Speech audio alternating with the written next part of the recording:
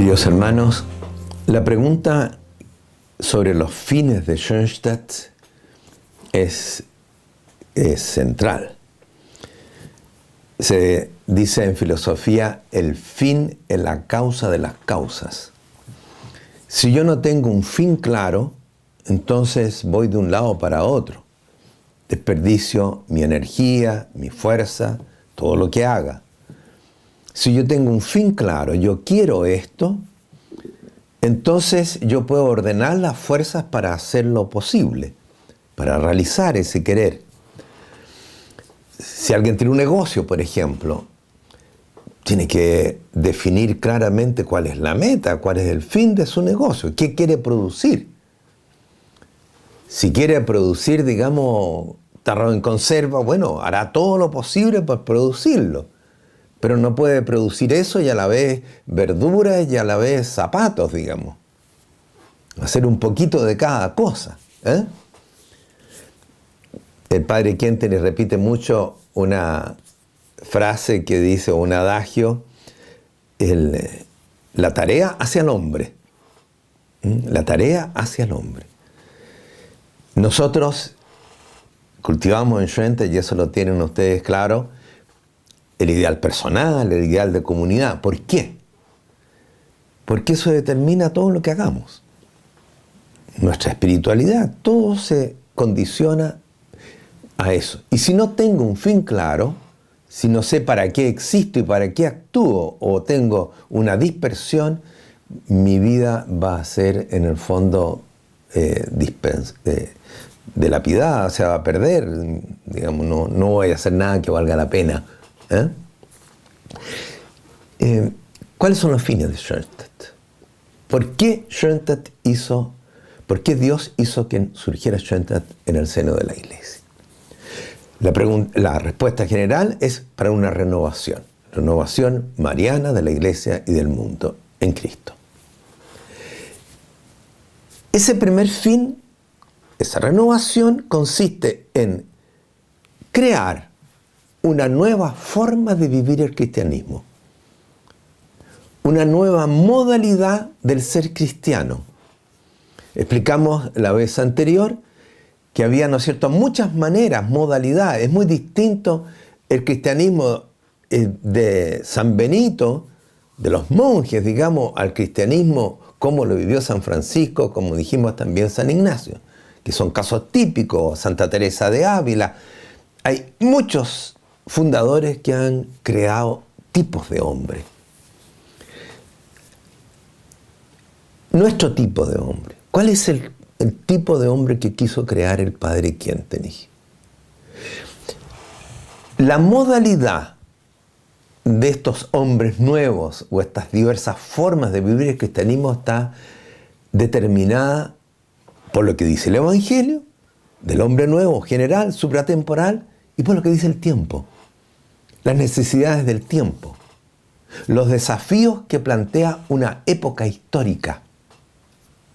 Y hoy día, decíamos, la época histórica en la cual nace Schoenstatt es un cambio radical. No es simplemente que se cambian una que otra cosa. No, es un cambio radical. El padre lo comparaba, ¿no es cierto?, con el cambio de la época nómade a la época en que se establecieron ya los hombres en ciudades, la época sedentaria. ¿Cuál es el tipo de hombre nuevo que el padre Quentenich visualiza como necesario para esta época? Él habla de una idea congénita que tiene él. O sea, Dios puso en su mente, en su corazón, en su psicología, digamos, un interés especial por formar algo nuevo, un hombre nuevo, otra manera de vivir el cristianismo. Y lo primero que le choca a él es la manera en que se educaba. No estaba de acuerdo con el modo de educar que era el común en su tiempo. ¿Por qué? Porque esa manera de educar producía un tipo de hombre que no era el hombre que Dios quería para este tiempo. vamos a detenernos en algunas cosas solo de este hombre nuevo y de la nueva comunidad. Fíjense que cuando el padre Kentenich define este hombre nuevo, la modalidad de este hombre nuevo, ustedes pueden ver, hay un librito corto que se llama Mi filosofía de la educación. Lo que más insiste el padre Kentenich es que este hombre nuevo es un hombre libre, autónomo, que no se deja atar, por así decir, a formas, que necesita formas, algunas, las necesarias, las mínimas necesarias, dice el padre Kentenich, pero que sobre todo vive del cultivo del espíritu. Es un hombre que aprende a decidir por sí mismo, a actuar por sí mismo, que no se ata a cosas sin sentido, a formas sin sentido, sin alma. No cae en un formalismo. Si hay algo en lo cual el padre Kentenich desde el inicio le hace la pelea, pero directamente, ¿no es cierto?, es al formalismo, que termina muchas veces en el fariseísmo. Yo estoy bien porque yo cumplo esto y esto y esto otro, pero no tengo alma. No soy yo. Me dejo manejar por otros. Estamos en una época de masificación. Estamos en una época, dice el padre Kentenich, ya lo dice en 1912, ¿se recuerdan bien? Dice, nosotros conquistamos el mundo entero. Estaba en la época del nacimiento de todos los descubrimientos, al inicio del siglo XX. Dice, estamos conquistando el universo, pero en nuestro propio mundo interior, el microcosmos, no lo conocemos. Sabemos muchas lenguas, muchos idiomas, pero el idioma de nuestro corazón no lo conocemos.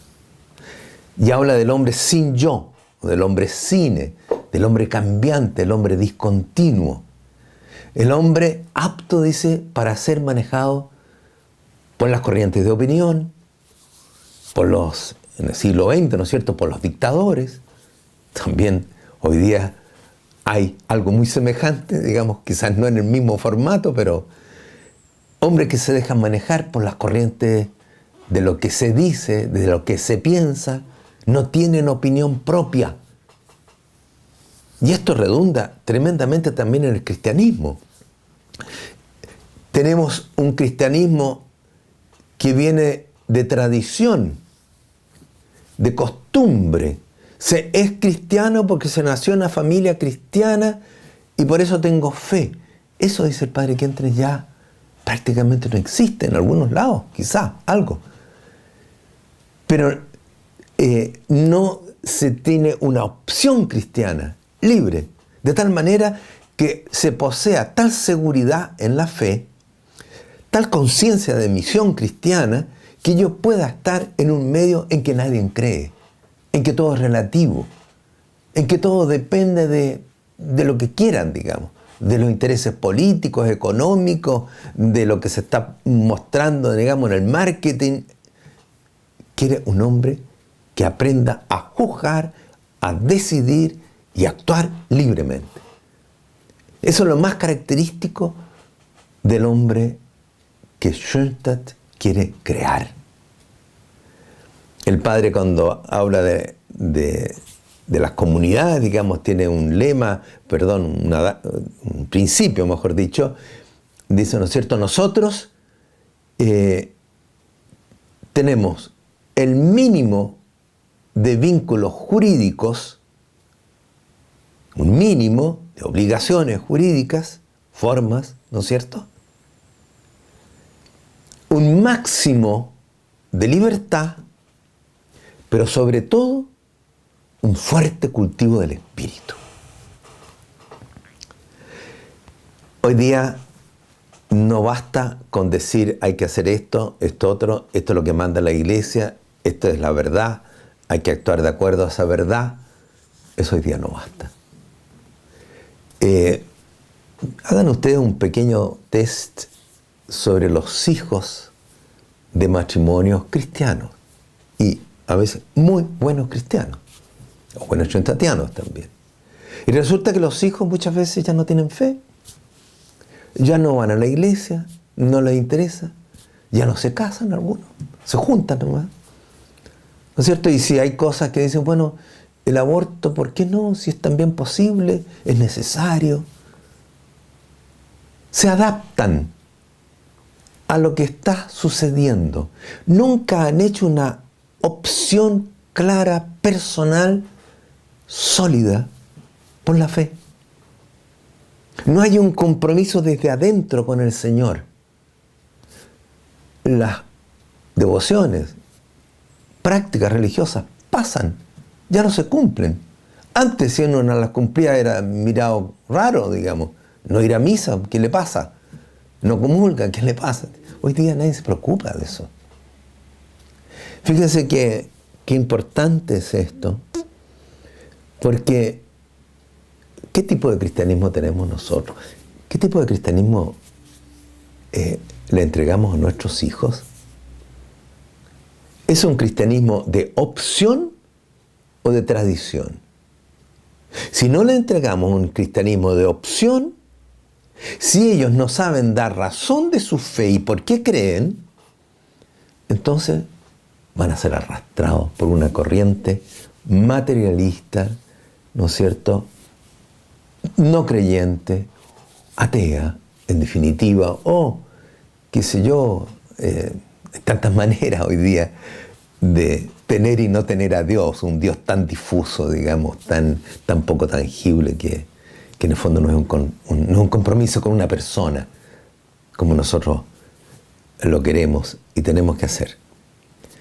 Vamos a seguir posteriormente viendo otras cualidades que el padre Kentenich señala como centrales del tipo de hombre nuevo que Schoenstatt quiere cultivar y que quiere ayudar a cultivar en la iglesia.